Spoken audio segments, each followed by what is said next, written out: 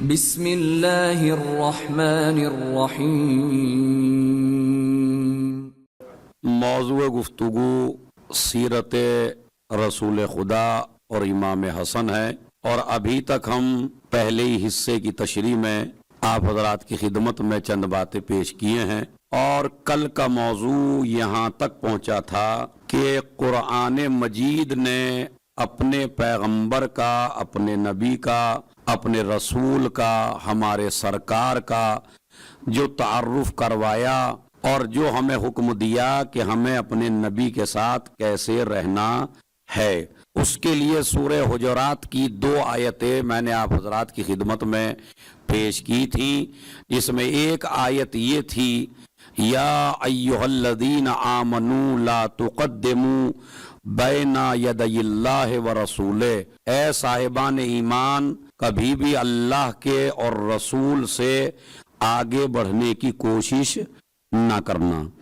اور دوسری آیت یہ تھی یا ایھا الذین آمنوا لا ترفعوا اصواتکم فوق صوت النبی ولا تجہروا لہ بالقول کجہر بعضکم لبعض ان تحبط اعمالکم، اے صاحبان ایمان، بڑی توجہ چاہتا ہوں، اے صاحبان ایمان کبھی بھی اپنے نبی کی آواز پر اپنی آواز بلند نہ کرنا، اور اسے اپنے جیسا نہ سمجھنا، اور اسے اس طرح آواز نہ دینا کہ جیسے آپ ایک دوسرے کو آواز دیتے ہیں۔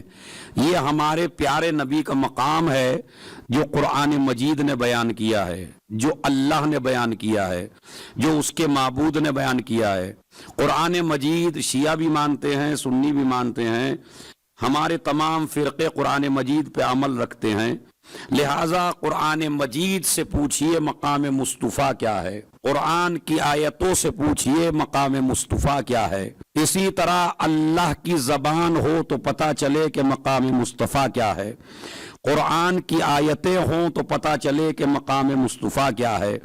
مسلمان سے سمجھنے کی کوشش نہ کیجئے مقام مصطفیٰ کیا ہے، قرآن سے سمجھنے کی کوشش کیجئے مقام مصطفیٰ کیا ہے۔ لیکن قرآن بتائے گا، نہ تاریخ سے پڑھ رہا ہوں، نہ میں کوئی روایت پڑھ رہا ہوں، میں قرآن مجید پڑھ رہا ہوں۔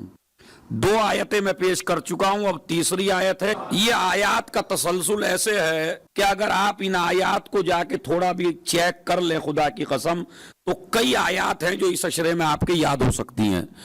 سورہ انفال قرآن مجید کا 8واں سورہ اور اس کی آیت نمبر 24، انفال 8واں سورہ آیت نمبر 24، قرآن مجید کہتا ہے مقام مصطفیٰ کو بیان کرتے ہوئے، بسم اللہ الرحمن الرحیم، یا ایھا الذین آمنوا استجیبوا للہ وللرسول اذا دعاکم لما یحییکم۔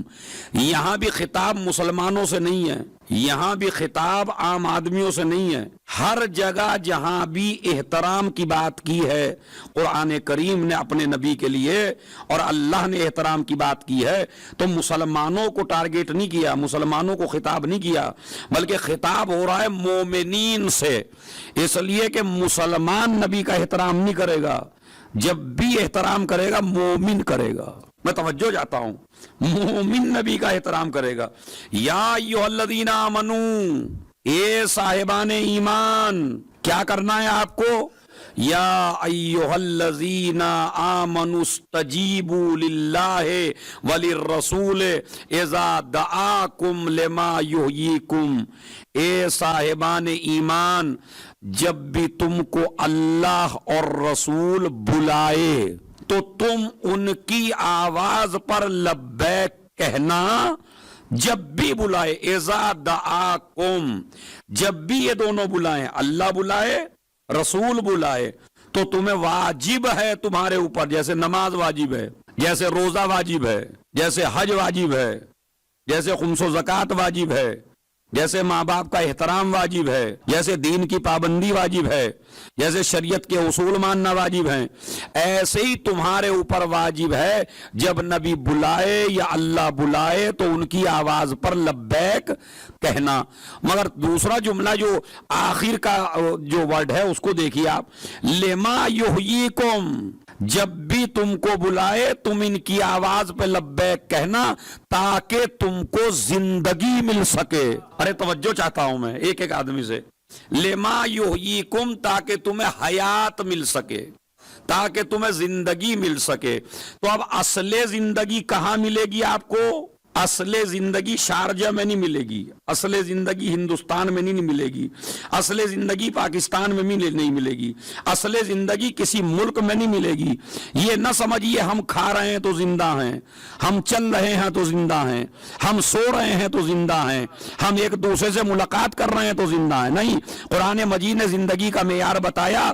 اگر نبی کی آواز پہ لبیک کہا ہے تو زندہ ہو, اگر نبی کی آواز پہ لبیک کہا ہے تو زندہ ہو, اگر اللہ کی بات مانی ہے تو زندہ ہو, اور اگر نہ اللہ کی مانی نہ رسول کی مانی تو چلتی پھرتی لاش ہو, زندہ نہیں ہو.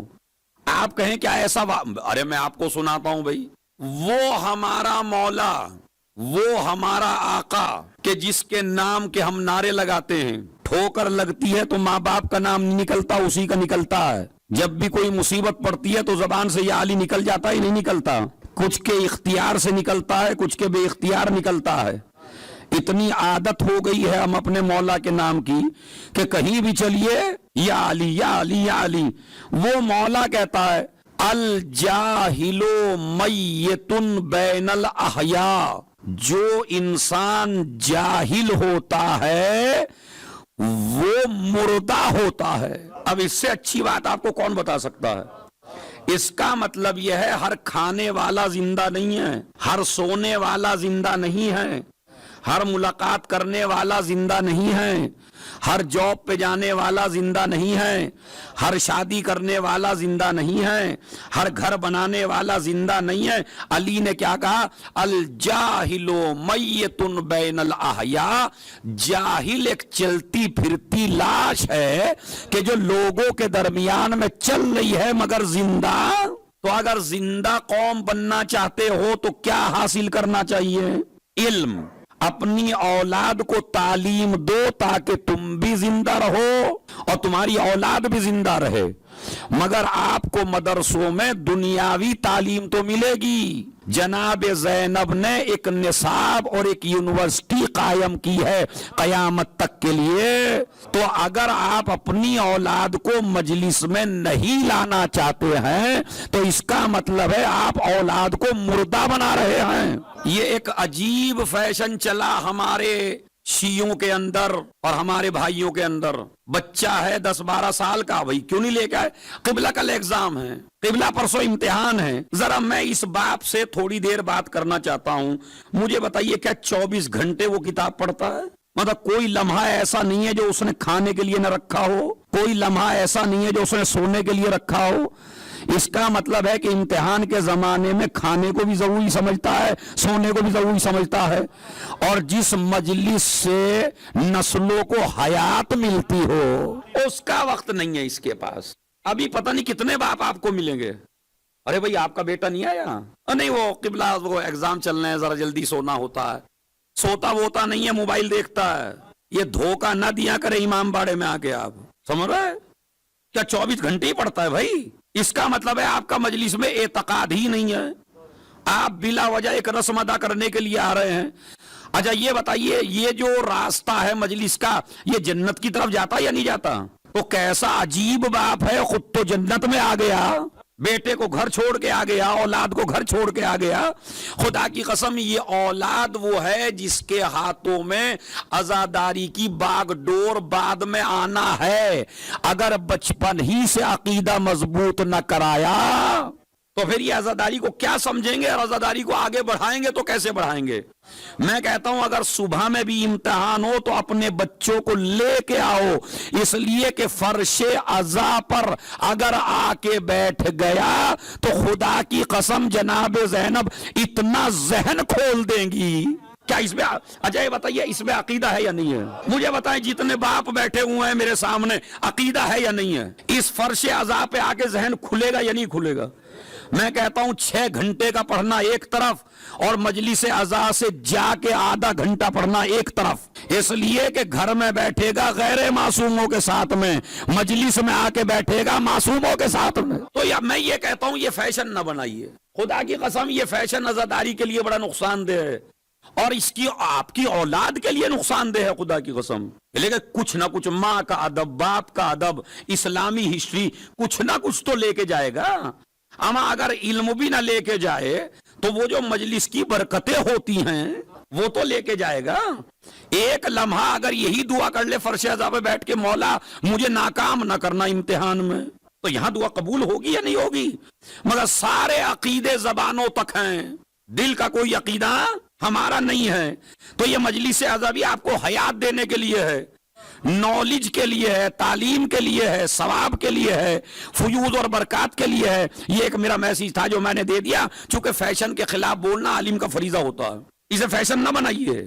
اپنی اولاد کو آج آپ نہیں لا رہے، خدا نہ کرے آپ کو بعد میں کچھ ہو گیا، اب آپ تو اپنی قبر میں جا کے سو گئے، بچے کو عادت ہی ڈال کے گئے مجلس میں نہ آنے کی، تو جب ٹوکنے والا ہی چلا گیا، اب یہ بتائے آئے گا تو کیسے آئے گا؟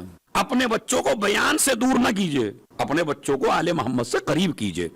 تو ابھی تو یہ کہ میرا میسیج تھا جو میں نے آپ کو دے دیا، عمل کرنا نہ کرنا آپ کا کام ہے، جتنے بھی حاضرین اور ناظرین ہیں وہ اس پہ عمل کریں تو انشاءاللہ بڑا فائدہ ہونے والا ہے۔ بات سمجھ رہے ہیں؟ لیکن یہ بچے حقانیت کا ثبوت بن جاتے ہیں بچوں، اسی لیے اسلام کا حکم ہے کہ جب آپ کی کوئی دعا قبول نہ ہو رہی ہو تو کوئی ضرورت نہیں ہے کسی مولوی کے پاس، کوئی ضرورت نہیں ہے کسی گنڈے والے کے پاس، کوئی ضرورت نہیں ہے کسی پھونک مارنے والے کے پاس جانا، اپنے گھر میں بیٹھنا، اپنی بیوی کو برابر میں بٹھانا، اپنے چھوٹے چھوٹے بچوں کو سامنے بٹھانا، دونوں میں بیوی ہاتھ اٹھا کے محمد و آل محمد کے صدقے سے دعا کرنا، چھوٹے چھوٹے بچوں سے آمین کہلوانا۔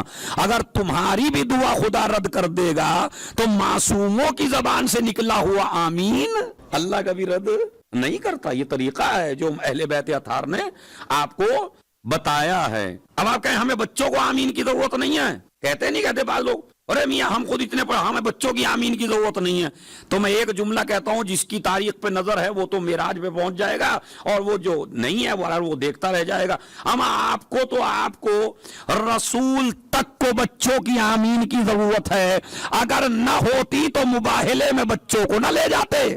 خیر کل ملا کے مسئلہ یہ ہے احترام پیغمبر، چونکہ ہمارے ہر بچے کو پیغمبر کے بارے میں معلوم ہونا چاہیے، کیونکہ ہم پہ جو الزام لگتے ہیں پیغمبر اکرم کے بارے میں وہ کہیں نہ کہیں اس لیے صحیح ہیں کہ چونکہ ہمارے بچوں کو پیغمبر کے بارے میں نالج نہیں ہے۔ اسی لیے میں تاریخ کا بیان بعد میں لے رہا ہوں، قرآن مجید چونکہ قرآن مجید سب سے پہلا مرحلہ ہے تمہارے نبی کو سمجھنے کا، تو اس لیے میں نے قرآن مجید کو بیس بنایا۔ بسم اللہ الرحمن الرحیم۔ اے صاحبان ایمان، اللہ اور رسول کی بات پر لبیک کہو تاکہ تمہیں زندگی، تو پوری زندگی آپ کو کہاں سے ملنے والی ہے؟ زندگی ملے گی رسول کی بات مان کے، رسول کی آواز پہ لبیک کہہ کے آپ کو زندگی ملے گی، اللہ کی بات مان کے آپ کو زندگی ملے گی۔ ویسے آپ کو زندگی ملنے والی یہ قرآن مجید کی سورہ انفال آیت نمبر 24 ہے۔ میری گزارش ہے جوان لڑکے جو قرآن پڑھے ہوئے جا کے دیکھیے، اس کے بعد اس کی تفسیر میں داخل ہو جائیے آپ آیت کی۔ تو تفسیر کا مطلب پتہ کیا ہے؟ دیکھیے حیات کیسے ملتی ہے۔ علامہ طباطبائی نے اور علامہ طبرسی نے اور علماء اہل سنت نے اس کی تفسیر یہ کی کہ اللہ اور رسول تمہیں بلائے گا کس چیز کی طرف؟ کہ اللہ رسول تمہیں بلائے جہاد کی طرف۔ تو جب اللہ رسول تمہیں جہاد کی طرف بلائے تو بھاگنا نہیں ہے، چھوڑ کے جانا نہیں ہے، ان کی آواز پہ لبیک کہنا ہے۔ اللہ رسول بلائے جہاد کی طرف، اس لیے کہ جہاد کی طرف بلانا تمہیں یعنی زندگی کی طرف بلانا ہے۔ آپ کہیں گے وہ کیسے؟ اس لیے کہ اگر شہادت مل گئی تو شہادت کا مطلب ہے ہمیشہ کی زندگی مل گئی۔ اس لیے کہ اگر اپنی عمر جیتے بھی آپ تو کتنا جیتے میاں بتائیے؟ اگر آپ جیئیں گے بھی تو کتنا جیئیں گے؟ 50، 80، 100، 120؟ 120 تو آپ بھی نہیں چاہیں گے، اس لیے کہ 120 میں تو آپ کو بھی نہیں پتا رہے گا کہ میں ہوں کون، اور دوسرے تو پہلے ہی سے دعا کرنے لگتے ہیں جب 85 میں پہنچتا ہے پروردگاری نے اٹھا لے، سمجھ رہے آپ؟ تو اتنی تو عمر آپ بھی نہیں چاہتے کہ آپ خود کو ہی نہ پہچانے، تو لہذا جیئیں گے بھی تو کتنا جیئیں گے؟ 100 سال اس سے زیادہ. میں آپ کو ایک جملہ کہنا چاہتا ہوں, جو امام حسین کے ساتھ کربلا میں نہیں گئے وہ کتنے سال جیے؟ بتائیے مجھے, ذرا سوچ کے بتائیے بھائی. مدینے میں لوگ کتنے سال جیے؟ مکے میں لوگ کتنے سال جیے؟ صحابہ کتنے سال جیے؟ 80 سال, 90 سال. حسین کے ساتھ نہ جا کے کل 90 سال جیے یا 80 سال جیے. حسین کے ساتھ آ جاتے تو قیامت تک زندہ رہتے. اس لیے کہ کربلا کا کردار بڑا عجیب و غریب ہے. جو آدمی نہیں گیا وہ بوڑھا ہو گیا, مگر کربلا نے اپنے بوڑھوں کو بھی بوڑھا نہیں ہونے دیا. کردار حبیب آج بھی جوان ہے یا نہیں ہے؟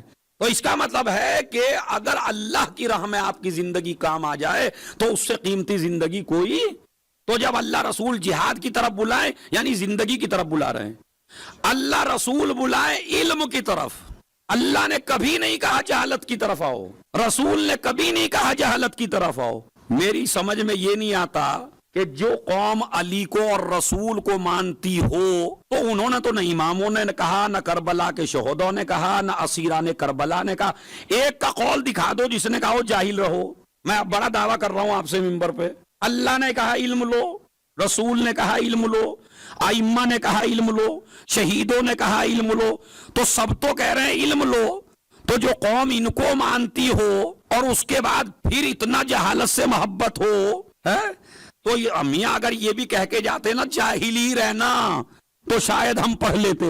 یہ تو ہم اتنا تب ہیں جب انہوں نے کسی نے کہا ہی نہیں, سب نے کہا علم لو علم لو علم لو. اس لیے کہ علی کی قوم جاہل اچھی نہیں لگتی. علی نے علم کی طرف بلایا, اللہ نے علم کی طرف بلایا, رسول نے. یہ لے کہ علم زندگی ہے. تو دو تفسیر ہے. تیسری تفسیر, تمہیں حق کی طرف بلائیں, اس لیے کہ یا جہاد کی طرف بلائیں گے اللہ رسول, یا علم کی طرف بلائیں گے, یا حق کی طرف بلائیں گے, یا دین کی طرف بلائیں گے, یا شہادت کی طرف بلائیں گے. جس چیز کی طرف بلائیں گے وہ زندگی ہوگی, وہ موت نہیں ہوگی.